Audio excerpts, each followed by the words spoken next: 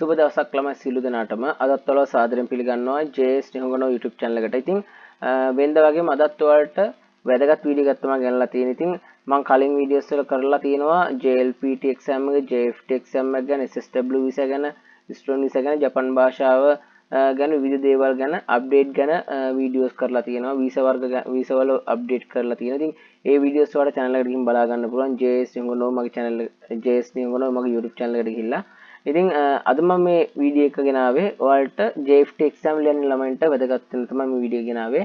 ඉතින් ඔයාලා ඔක්කොම exam එක ලියන්න කලින් paper structure ගැන දැනගෙන ඉන්න. ඉතින් ඒ වගේම paper ගැන දැනන් හිටියොත් ඔයාලට exam එකට ගිහිල්ලා exam එකේ ලකුණු ගන්න ගොඩක් ඒක වැදගත් වෙනවා. මොකද paper එකක් කරලා යනවා කියන්නේ exam එකට යන්න කලින් papers කරලා යනවා කියන්නේ ඔයාලගේ මතකය නැවත අලුත් වෙනවා කියන එක. ඉතින් මතකය නැවත අලුත් කරගෙන ඒ විදිහට යන්න හැකියාවක් තියෙනවා. ඉතින් මම ඒ හින්දා වීඩියෝස් සෙට් එකක් ඊට පස්සේ ඉදිරියටම ගේන්න තීරණය කරලා තියෙනවා. ඉතින් ඒ කියන්නේ අද තමයි පළවෙනි කොටස මේ script and vocabulary කියන එක paper part 1 කියන එක යටතේ.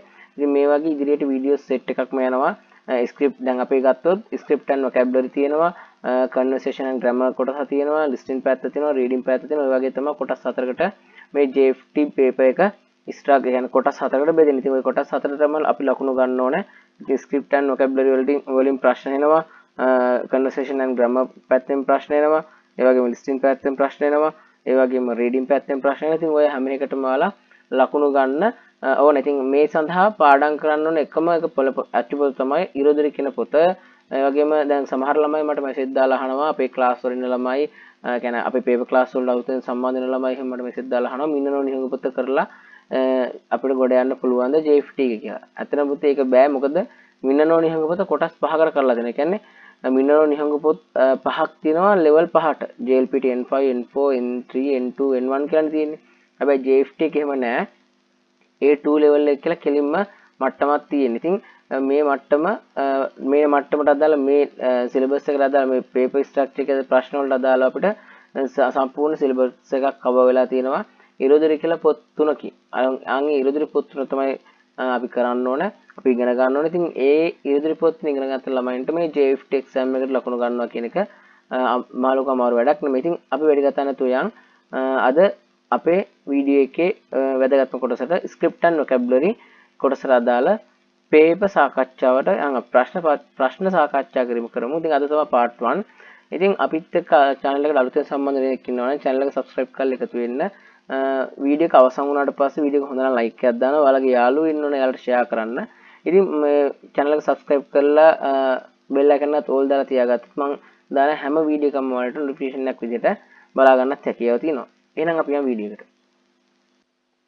හරි ළමයි. අපි දැන් එහෙනම් පේපර් එක සාකච්ඡා කරන්න පටන් ගමු. ඉතින් ඔයාලට මුලින් පේනවා අපේ මේ channel එකේ නම JS නිහඬ කියලා. ඉතින් ඊළඟට JFT exam A2 JFT basic A2 කියලා තියෙනවා. question papers කියලා තියෙනවා. ඉතින් මේ තියෙන my contact number එක මේකෙන් ඔයාලට WhatsApp normal දෙකෙන්ම මාව සම්බන්ධ කර ගැනීම හැකියාව තියෙනවා. ඒ කියන්නේ ඔයාලට ක්ලාස් පිළිබඳව අපිත් එක්ක කියන්නේ JFT exam එක පිළිබඳව මොන හරි දැනගන්න තියෙනවා අපෙන් ඒ වගේම JLPT exam එක ගැන දැනගන්න තියෙනවා මොන හරිම දෙයකට ඔයාලට මේ නම්බර් එකෙන් මාත් එක්ක WhatsApp හෝ නැත්නම් normal සම්බන්ධ වෙන්න හැකියාවක් තියෙනවා 074යි 32යි 34යි 459 කියන නම්බර් එකෙන් තමයි ඔයාලට මාව contact කරගන්න වෙන්නේ මේ නම්බර් එකෙන්. ඉතින් මේ ඊළඟට තියෙනවා script and vocabulary කියලා කොටස. ඉතින් මම ඔයාලට කලිනුත් කිව්වා script and vocabulary කියලා කොටසක් තියෙනවා JFT paper එකේ conversation and grammar කියලා කොටසක් තියෙනවා, listening කොටසක් තියෙනවා, reading කොටසක් තියෙනවා. ඉතින් ඔය කොටස් හතරෙන් තමයි අපි ලකුණු ගන්න ඕන paper එක සම්බන්ධ කියන්නේ ලකුණු ලබා ගන්නම්.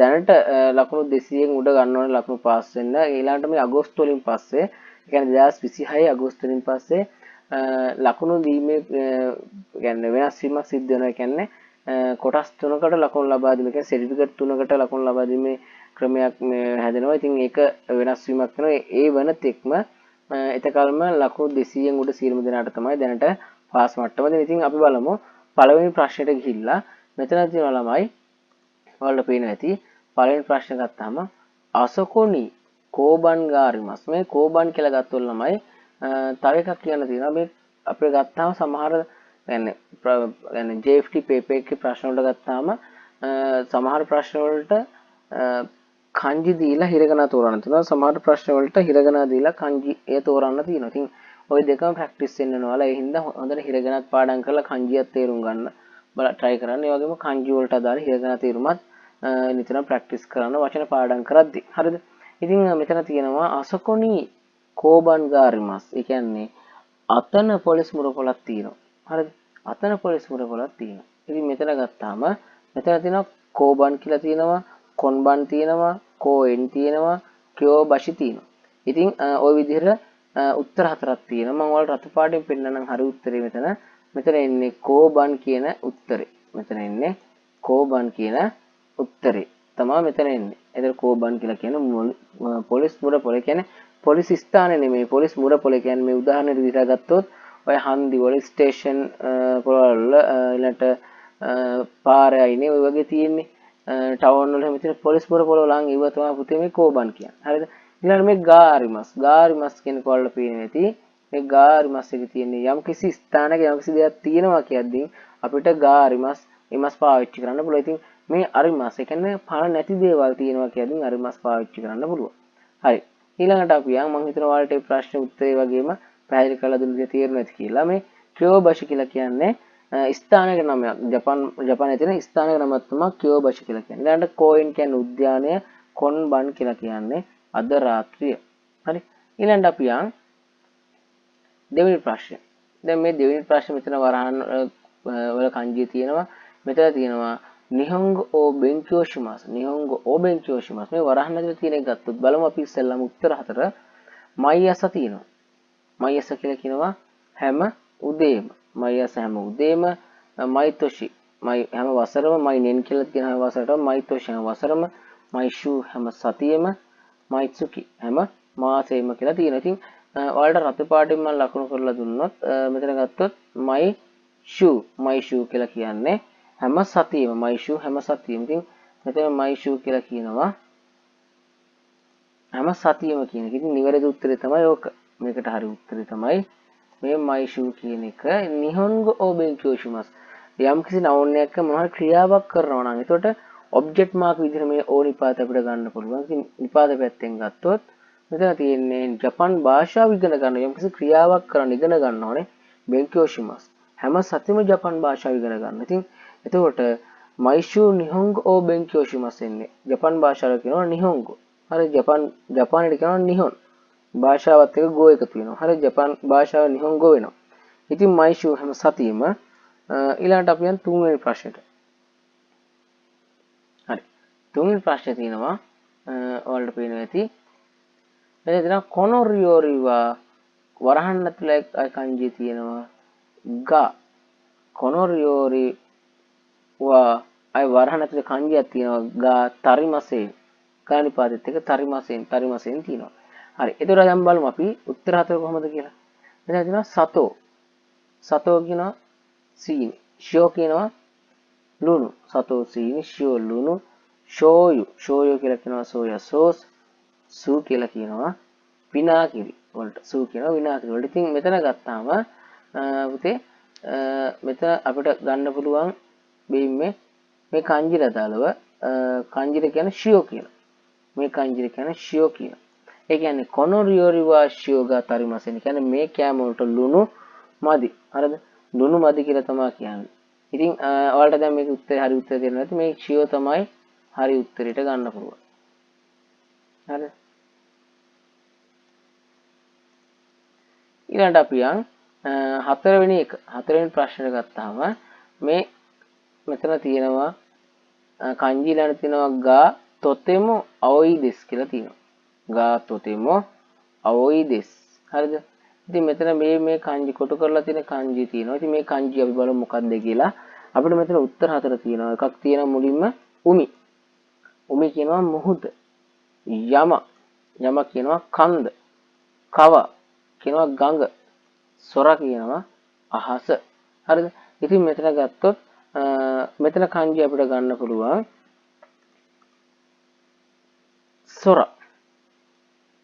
සොර ගත්තොත් එමු අවොයි දෙස්. ඒ කියන්නේ අහස ගොඩක් නිල් පාටයි. කියන එක. එතකොට මෙන්න මෙතන මේ ඔයාලට පේන්නේ තොතම කියලා තියෙනවා. මෙන්න මේ තොතම එක ගත්තොත් ළමයි තොතෙම තක්සන් කියන එකේ තේරුමත් ගත්තොත් එකමයි. ඒ කියන්නේ තොතම කියන්නේත් ගොඩක් කියන එක, තක්සන් කියන්නේත් ගොඩක් කියන එක. තොතම කියන එකත් කියන්නේ ගොඩක් කියන එක. ඊළඟට තක්සන්. ඒ කියන්නේ ගොඩක් කියන එක. හැබැයි මේ තොතම එක ගත්තොත් අපිට ගන්න පුළුවන් ගොඩක් කියන එක ගණන් කළ නොහැකි දේවල්. දැන් මෙතන ගත්තොත් සොරග්ගා තොතෙම අවීදේශ. ඒ කියන්නේ අහස ගොඩක් නිල් පාටයි. දැන් ඔය අහසේ ගොඩක් නිල් පාටයි කියන එක අපිට 1 2 3 කියලා ගණන් කරන්න පුළුවන්ද? බෑනේ ළමයි. ඒක අපිට ගණන් කරන්න බෑ. අපිට ඒක ගොඩක් කියලා ගන්න පුළුවන්. හැබැයි 1 2 කියලා නම්බර් එකක් විදියට නැත්නම් කවුන්ට් එකක් විදියට ගණන් කිරීමක් කරන්න බෑ. ඉතින් ආන් ඒ වගේ අවස්ථාවල තව උදාහරණයක් ගත්තොත් ගොඩක් රසයි. තව එකක් ගත්තොත් ගොඩක් බරයි, ගොඩක් දුකයි. හරිද? ගොඩක් රිදෙනවා, වේදනාකාරී. ඉතින් ওই වගේ දේවල් ගත්තොත් අපිට 1 2 3යි කියලා ගණන් කරන්න බෑ. හැබැයි ඒ වගේ දේවල් වලට තමයි තොතම දාන්නේ. ඊළඟට තක්සන් කියන එක දානවා. තොතම කියන්නේ ගණන් කරන්න නොහැකි දේවල් වලට ගොඩක් කියලා දාන්න පුළුවන් අවස්ථාවක්. තක්සන් කියන එක දානවා 1යි 2යි 3යි 4යි විදිහට ගණන් කරන්න පුළුවන්. ඒ කියන්නේ හොටෙල් එකේ කෑම ගොඩක් තියෙනවා. අපිට කෑම ගණන් කරන්න බැරි පුළුවන්. ඊළඟට කොන්සර්ට් එකේ මිනිස්සු පුද්ගලයන් ගොඩක් ඉන්නවා. පුද්ගලයන් ගණන් කරන්න බැරි 1යි 2යි 3යි කියලා පුළුවන්. පාර්කේ වාහන ගොඩක් තියෙනවා. ඉතින් ඒකවල ගත්තොත් මම හිතනවා ඔයාලට තේරෙනවද කියලා. කියන්නේ ගණන් කළ නොහැකි දේවල් වලට ගොඩක් වෙන තොතම දානවා. ගණන් කළ හැකි දේවල් වලට ගොඩක් වෙන තක්සන් පාවිච්චි කරනවා. මම හිතනවා මේ තොතම තක්සන් එක කලින් දැනන් හිටියත් ඇති. ඒ වගේම කියන්නේ මේ තොතම තක්සන් දෙක දැන් හිටියට මේ වගේ විස්තර නොදන්න කට්ටියත් ඇති. සමහර කට්ටිය මේ තොතම තක්සන් දෙකේම එකක් හරි නොදන්න කට්ටියත් ඉන්නවා. ඇති දැන් ඉතින් ඔයාලා ඔක්කොටම මම ක්ලියර් කරලා දුන්නා තොතම තක්සන් කියන එකෙත් වෙනස. හරි. ඊළඟට බලන්න ඊළඟට තියෙනවා පස්වෙනි එක. ඊළඟට තියෙනවා වතෂිනෝ. මෙතන ස්තනක් තියෙනවා. ස්තන කියන කංජිය තියෙනවා. වරහන් ඇතුලේ කංජිය ගත්තාම ඊළඟට තියෙනවා වා කැමරා දෙස්. වතෂිනෝ කංජිය තියෙනවා. වා කැමරා දෙස්. එතකොට මෙතන ගත්තාම කියෝමි. කියෝමි කියලා තියෙනවා උනන්දුව, ආසාව. ඊළඟට තියෙනවා ශුමි. ශුමි කියලා කියනවා විනෝදාංශය. ඉමි කියලා කියනවා තේරුම. හරිද? ඊළඟට තියෙනවා ශිගතෝ. ශිගතෝ කියලා කියනවා රැකියාව නැත්තම් කාර්ය වැඩ කරන තැන රැකියාව ශිගතෝ. රැකියාව කියලා ගමුකෝ. ඉතින් මේ කොටු කරලා තියෙන කංජියට අදාළව අපිට ගන්න පුළුවන් තේරුම තමයි වෙන්න මේ ශුමි කියන එක. ශුමි කියන එක. හරිද? මේ ශුමි කියන එක ගන්න පුළුවන් මෙන්න මේ කොටු කරලා තියෙන කංජියට. ඉතින් මෙතන ගත්තොත් පුතා මෙතන මොකද්ද මාතෘකාව වෙලා තියෙන්නේ? මේ ශුමි කියන එකයි. ඊළඟට තියෙනවා වානිපාත. වානිපාතේ අපි කියනවා ටොපික් මාර්ක කියලා. වානිපාතේ කියනවා ටොපික් මාර්ක කියලා. ඒ ටොපික් මාර්ක කියන්නේ යම්කිසි ඕනම වාක්‍යයක මාතෘකාව හඳුන්වලා දෙන්න පුළුවන්. ඒ මේ නිපාතේ ටොපික් මාර්ක් එක. හරිද? ඉතින් මේකට ගත්තාම මොකද්ද මෙතන මොකද්ද ටොපික් එක? මගේ විනෝදාංශ. විනෝදාංශ කියන එකනේ විනෝදාංශ කැමරාකරණය. කියන්නේ ඡායාරූපකරණය. වතෂිනෝ ශුමිවා කැමරා දිස්. මගේ විනෝදාංශයේ ඡායාරූපකරණය. ඊළඟට ශුමි කියලා කියනවා විනෝදාංශය. ශුමි විනෝදාංශය. කියෝමි කියලා කියනවා ළමයි උනන්දුව, ආසාව. ඉමි කියනවා තේරුම, ශිගත කියලා කියනවා රැකියාව, රස්සාව කියන එක. හරි. එතකොට ඔයාලට වතෂිනෝ දැන් මෙතන ගත්තොත් වතෂිනෝ නෝනිපාතේ මගේ කියන අර්ථය නේ.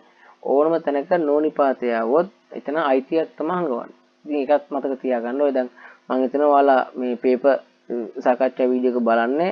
ඔයාලා දැන් JFT වලට නිපාත ග්‍රාමර් පැටර්න් ඉගෙන කියන ළමයිනේ. ඉතින් ඒ හින්දා ඔයාලට මේ දේවල් අය අලුතෙන් මතක් කිරීමක් විදිහට වෙනවා. උනට අර සම්පූර්ණ තීරියම අවශ්‍ය වෙන්නේ නැතුව දැන් ඔයාලට දන්නවනේ මේ නෝනිපාත කියන්නේ මොකද්ද, වානිපාත කියන්නේ මොකද්ද කියලා. ඉතින් එහෙම කට්ටියට තමයි මේ පේපර් එක දාලා තියෙන්නේ. කියන්නේ අලුතෙම පාඨමාලාවක් හදාන්න කට්ටියට මේ පේපර් එක ඇත්තටම බර වැඩි. ඒගොල්ලන්ට මොලේ ඉඳන් පේපර් එක කරන්න කලින් තියරි හදාarලා. කියන්නේ ඉරොදිරි පොත්තුන ස්ටඩි කරලා තමයි කරන්න වෙන්නේ. ඉතින් ඉරොදිරි පොත්තුන ස්ටඩි කරන්න කැමති කට්ටිය ඉන්නවනේ. ඒ වගේම JFT කෙලිමකව JFT එක්සෑම් එක හදාරන කැමති කට්ටිය ඉන්නවනම් අපිට මැසේජ් එකක් දාන්න. එතකොට මෙන්න මේ නම්බර් එකට WhatsApp සම්බන්ධ වෙන්න. ඒකෙන් එතකොට ඔයාලට විස්තර දැනගන්න පුළුවන්. 074 32 34 459 කියන නම්බර් එකට මැසේජ් එකක් නැත්නම් කෝල් එකක් ගන්න WhatsApp සම්බන්ධ වෙන්න. එතකොට ඔයාලට මේ නම්බර් එක කරා JFT course එක ගැන JFT ගැන ඊළඟට JLPT ගැන JFT ගැන JLPT ගැන NAT ගැන දැනගන්න පුළුවන්. ඉතින් ඕක මම ඒ විස්තර ටිකත් කිව්ව මෙතනින්. අපි ඊළඟට යන් 6 වෙනි ප්‍රශ්නෙට. 6 වෙනි ප්‍රශ්නෙට ගිහිල්ලා බලමු. මෙතන තියෙනවා 6 වෙනි ප්‍රශ්නේ මම ඔයාලට රිපාඩින් පෙන්නන්නම්. මෙතන තියෙනවා kanji. ඊළඟ මේ මම ඔයාලට කොටු කරලා පෙන්නන්න. මෙතන තියෙනවා kanji no. ඊළඟට මෙතන no නිපාතේ පස්සේ තියෙනවා panfuretto. panfuretto o yomimasu. panfuretto o yomimasu. ඒ කියන්නේ මෙතන kanji කොටු කරලා තියෙන kanji ටික බලපුවම බලමු උත්තරේ මොකක්ද කියලා. මෙතන තියෙනවා අන්නයි කියලා තියෙනවා. අන්නයි කියලා කියන්නේ මඟ පෙන්වීම. ඊළඟට අන්සෙන් කියලා කියනවා ආරක්ෂාව. අන්ෂින් සනසීම නැත්තම් සහනය කියලා ගන්න පුළුවන්. අන්නයි කියන වගේම තමයි මෙතන තියෙනවා ඉන්නයි කියලා කියනවා රෝහල හෝ ආයතන තුල කියන එක. දැන් අන්නයි කියන එක ඉන්නයි කියන එක පටල ගන්න බෑ. දැන් මේ දෙකම එක වගේ පේනවා. අන්නයි කියලා කියන්නේ මඟ පෙන්වීම. ඉන්නයි කියලා කියන්නේ රෝහල හෝ ආයතන තුල කියන අර්ථය. හරිද? ඉතින් මෙතන ගත්තාම අපිට හරි උත්තරේ විදිහට ගන්න පුළුවන් වෙන්න මේ අන්නයි කියන එක. හරිද? අන්නයි කියන එක. ඉතින් මෙතන ගත්තොත් අන්නයිනෝ panfuretto o yomimasu කියන්නේ මඟ පෙන්වීම නැත්නම් තොරතුරු පත්‍රිකාව කියවන yomimasu කියවන. හරිද? එහෙනම් මෙතන නෝනිපාත තියෙනවා පේනවනේ. එතකොට අන්නයිනෝ panfuretto o yomimasu කියන්නේ තොරතුරු නැත්නම් මඟ පෙන්වීමේ පත්‍රිකාව කියවනවා. ඉතින් ඔන්න එතන හරි උත්තරේ මම ඔයාලට පෙන්නුවා. එතකොට මේ අන්නයි කියන එක තමයි මේ කොටු කරලා තියෙන kanjiයට එන්නේ. හරි. අපි ඊළඟට අන්තිම ප්‍රශ්න විදිහට 7 වෙනි ප්‍රශ්නේ බලමු. මේකේ තව කොටසක් විදිහට එනවා. ඒ හින්දා දැනට ප්‍රශ්න 7ක් අපි සාකච්ඡා කරමු. ඉතින් මෙතන තියෙනවා 7 වෙනි ප්‍රශ්නේ. මම ඔයාලට මෙහෙම පෙන්නන්නම්. 7 වෙනි ප්‍රශ්නේ තියෙනවා. මෙතන නිමොත්සු ඕ මේ කොටු කරලා වරහන් ඇතුලේ තියෙන kanji මම කොටු කරන kanji තියෙනවා. ওই kanji තමයි තෝරන්න ඕනේ. tokiwa kokoni ඊළඟ තියෙනවා jusho o kaite kudasai. හරිද? නිමොත්සු ඊළඟ තියෙනවා මේ kanji tokiwa kokoni jusho o kaite kudasai. ඊළඟට මෙතන okuro කියලා තියෙනවා. okuro කියනවා යවනවා. ukeru ලබනවා, බාර ගන්නවා කියන එක. ඊළඟ මෙතන තියෙනවා අත්සුමෙරු එකතු කරනවා. හකොබු ප්‍රවාහණය කරනවා, රැගෙන යනවා කියන අර්ථය. ඉතින් ඔය හතරෙන් ගත්තොත් තමයි අපිට හරි උත්තරේ විදිහට ගන්න පුළුවන්. මම ඔයාලට පෙන්නන හරි උත්තරේ අපිට හරි උත්තරේ ගත්තොත් දැන් ළමයි මෙහෙමයි. මම උත්තරේ දෙන්න කලින් කට්ටිය මැසේජ් එකක් දාගෙන යන්න මේ උත්තරේ. මොකද්ද මේකට උත්තරේ? මොකද්ද මේකට උත්තරේ කියලා මම මේ සාකච්ඡා කරන අතරතුර ඔයාලා ඉක්මනට try කරන්න උත්තරේ දෙන්න. එතකොට ඔයාලගේ අර ඒ පැත්ත හැදෙනවා. හරිද? මම උත්තරේ දෙන්නට පස්සේ මැසේජ් දාන්න එපා. ඉතින් තේරුම් නැහැ. ඒක උත්තරේ දෙන්න කලින් මම මේ ප්‍රශ්න කියවන අතරතුර ඔයාලට අග්ගාලා උත්තරේ මේක තමයි කියලා දෙන්නේ. ඒක තමයි පුතේ ඉගෙන ගන්නවා කියන්නේ. හරිද? ඉතින් එතකොට ඔයාලට නිකම්ම මේ දේවල් අපිත් එක්ක දිගටම නැදලා වීඩියෝස් අපිත් එක්ක සම්බන්ධ වෙලා වීඩියෝස් කරනකොට නිකම්ම ඔයාලට මේ දේවල් නිකම්ම හුරු වෙනවා. හරිද? ඉතින් ඒ වගේම අපි කියන්නේ අපිත් එක්ක සම්බන්ධ වෙලා මාසයක් එක විදිහට පේපර් සාකච්ඡා කරන්න කැමති කට්ටියටත් මම අර කලින් කිව්ව WhatsApp නම්බර් එකෙන් සම්බන්ධ වෙලා පේපර් සාකච්ඡා කරන පේපර් ක්ලාස් එක ජොයින් වෙන්නත් හැකියාව තියෙනවා. මම කියන්නේ එහෙම නැති කට්ටියන් අවශ්‍ය නැති කට්ටියන්ට මේක මෙහෙම කරගන්න පුළුවන්. ඉතින් අවශ්‍යමයි කියන කෙනෙක්ට පේපර් ක්ලාස් එක ජොයින් වෙන්න හැකියාවකුත් තියෙනවා. ඉතින් අපි ගත්තොත් නිමොත්සු ඕ මෙතන ගත්තොත් පුතා අපිට ගන්න බලන් ඔකුරෝ කියන එක. ඔකුරෝ tokiwa kokuni jusho o kaite kudasai. කියන්නේ පාර්සලේ යවන විට මේ ලිපිනේ ලියන්න මේකේ ලිපිනේ ලියන්න කොකෝ කියන්නේ මේ කියන මේක කොකෝ සොකෝ අසොකෝ දොකෝ. හරිද? ඉතින් ඔය කොකෝ සොකෝ අසොකෝ දොකෝ වගේ කොනොසොනෝ අනොදොනෝ කොරේසොරේ අරේදොරේ කොචිලා සොචිලා අචිලා දොචිලා කොච්චි සොච්චි අච්චි දොච්චි ඔය මම හිතනවා ඔයාලා දන්නවා ඇති කියලා. ඉතින් මෙතන ගත්තොත් ඔකුරෝ කියලා කියනවා. නිමොත්සු ඔකුරෝ tokiwa kokoni jusho o kaite kudasai. පාර්සලේ යවන විට මේ ලිපිනය ලියන්න. හරි? අන්න toki කියන tokiwa අන්න විට කියන අර්ථය. මේ ඕනිපාතේ. ඇයි නෝ නිපාත දාලා තියෙන්නේ? ඔකුරෝ යවනවා කියන ක්‍රියාවක් කරලා තියෙනවා. ඊළඟ නී නිපාතේ තියෙනවා. ඕ නිපාතේ මෙතනක් තියෙනවා. ආයේ ඇයි ලිපිනේ ලියනවා. ලියන කියන ක්‍රියාපද. ඊළඟ මේ කකිමස් කියන එක තමයි පුතා කයිතේ කුදසාය කියලා ඇවිල්ලා තියෙන්නේ. කයිතේ කුදසාය කියලා ඇවිල්ලා තියෙන්නේ. හරිද? මේක ගත්තොත් මෙන්න මේ කකිමස් කියන එකේ මේක අයින් වෙලා තමයි එකතු වෙලා තියෙන්නේ. මොකද්ද? තේ කුදසාය. තේ කුදසාය කියන එක. එතකොට මොකක්ද වෙන්නේ?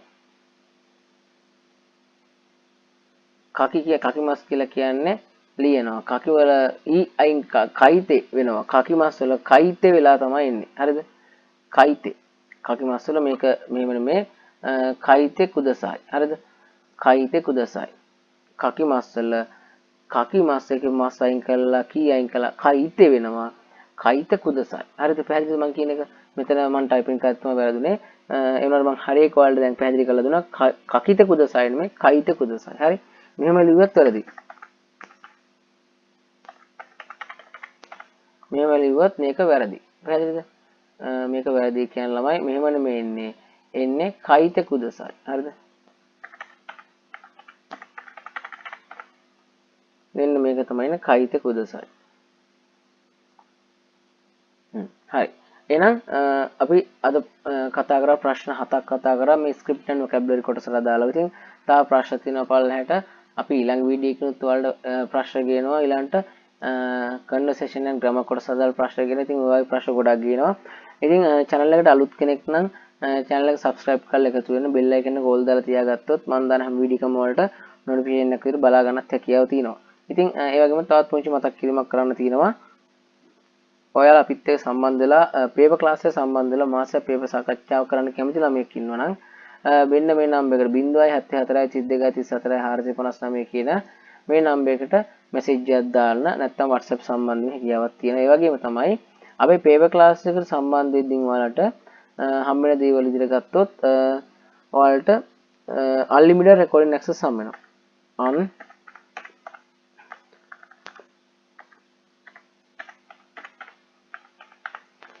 unlimited record හම්බ වෙනවා. තව එකක් තමයි ඔයාලට මාසයක් පුරාවට පේපර් සාකච්ඡාව යනවා. මාසයක් පුරාවට පේපර් සාකච්ඡාව යනවා. මාසයක් පුරාවට පේපර් සාකච්ඡා කරනවා. ඒ වගේම කංජි 450 හම්බ වෙනවා. කංජි 450 PDF එක හම්බ වෙනවා. තව එකක් ගත්තාම exam target කරලා තියෙන කංජි 450 හම්බ වෙනවා. exam target කරලා තියෙන කංජි 450 හම්බ වෙනවා. ඒ වගේම ඉරදිරි පොත් තුන. ඉරදිරි බුක් තුන වලට හම්බ වෙනවා. ඒ වගේම ඉලිස්ට්‍රීන් ඉරදිරි බුක් තුනේ මෙතන ලිස්ට්‍රීන් ටික සියල්ලම වලට හම්බ වෙනවා. ඉතින් මේත් එක්කම වලට papers අවශ්‍යම දේ papers හම්බ වෙනවා. papers හම්බ වෙන වලට ඒ වගේම ඔයාලා අපිත් එක්ක මාසයක් පේපර් සාකච්ඡා කරන යන නිසා සෑම සතියකට සැරයක්ම දැන් මේ හම්බෙන පේපර් කියන්නේ ඔයාලා ක්ලාස් එකට ජොයින් වෙද්දී හැමෝම පේපර්ස් වලට අමතරව new update එක සති ගානේ ඒ කියන්නේ සතිය ගන්න අලුත් පේපර්ස් වලට හම්බෙන එක තමයි විශේෂම දේ මේ පේපර් ක්ලාස් එකේ. ඉතින් මම කියන්නේ අපි පේපර් ක්ලාස් එකට සම්බන්ධ ළමයින්ට තමයි ඕවා හම්බෙන්නේ. මේ මම දැන් ඔය විස්තර කරපු ටික අපි පේපර් ක්ලාස් එකට සම්බන්ධ සියලුම දෙනාට ඔය දේවල් unlimited recording access 1 month paper class එක කංජි 450 exam target කංජි ටික ඊළඟට ඉරෝදිරි බුක් තුන ලිස්ටින් ටික පේපර් ඔය සියලුම දේවල් ටික හම්බ වෙනවා. ඉතින් මොන හරි වැඩිදුර තව විස්තර දැනගන්න අවශ්‍ය කෙනෙක් ඉන්නවා නම් මම ආයෙත් නම්බර් එක දාන්නම් 074 32 34 459 මේ නම්බර් එකට මැසේජ් එකක් නැත්නම් කෝල් එකක් දාලා WhatsApp සම්බන්ධයෙන් හැකියාවක් තියෙනවා. හරි. ඉතින් මම හිතනවා ඔයාලට අද ගොඩක් දේවල් මම කියලා දුන්නා සහ ඔයාලා නොදන්න දේවලුත් තිබ්බා දන්න දේවලුත් තිබ්බා තියෙන්නේ නැති ඒ වගේම නොදන්න දේවල් ගොඩක් තියෙන්නේ නැති. ඉතින් මම ඔයාලට මේ වගේම ඉදිරියටත් තවත් වීඩියෝස් ප්‍රමාණයක් අරන් එනවා. ඉතින් ඔයාලට කරන්න තියෙන්නේ subscribe කරලා bell icon ඕගොල්ලෝ දාලා තියාගන්න විතරයි. මම දාන හැම වීඩියෝ එකම ඒකට ඔයාලට notification එකක් විදිහට බලා ගන්න හැකියාව තියෙනවා. එහෙනම් අද මම මේ වීඩියෝ එක මෙතනින් අවසන් කරනවා. මේ වගේම තවත් අලුත් වීඩියෝ එකක් හැම වෙනකන් ගිහින් එන්න යාළුවනේ. සුබ දවසක් ළමයි සියලු දෙනාටම සාවනාරා මිනසන්